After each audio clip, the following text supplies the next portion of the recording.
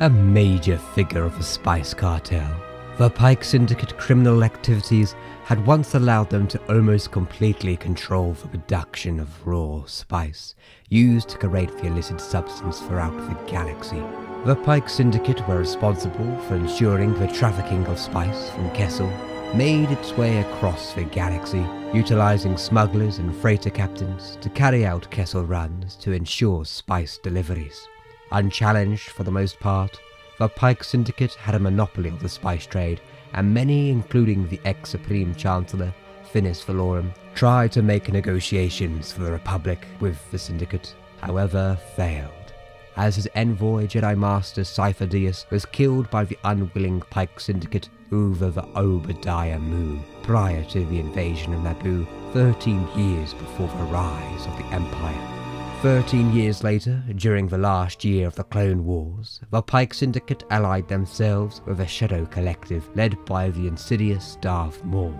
The Syndicate were eager to join the Collective after Maul had persuaded the Black Sun, another massive underworld criminal syndicate, into joining his alliance. With the rising force of the Shadow Collective, of the Pike Syndicate, Black Sun, and the Mandalorian clans of Death Watch led by Darth Maul, the Collective staged a ruse as the Pikes attacked Mandalore, allowing Death Watch to intervene as so-called defenders of the people. With the current government of Mandalore unable to manage the crisis, Death Watch successfully took over Mandalore with Darth Maul as their absolute leader.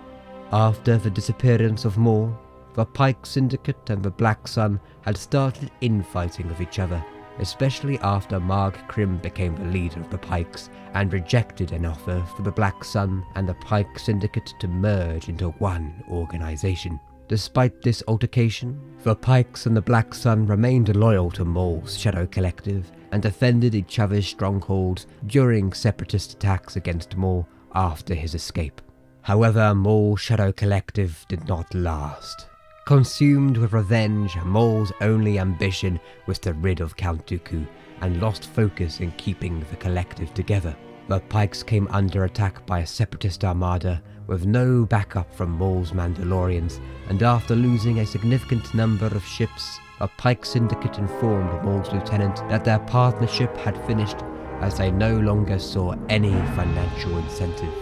After years of recovering from the lost ventures of their involvement with the Shadow Collective, the Pike Syndicate continued to build upon their monopoly of spice trade and continued their operations on Kessel, administered by Quay Tolsite, using a robust labor force to mine through the thick dust and eroded rock from the spice mines under the Imperial eye to use the properties for pharmaceutical uses. Despite the Empire's tight grip, the Syndicate's catalogue of smugglers managed to slip through our fingers, continuing their illicit business through the Kessel Run.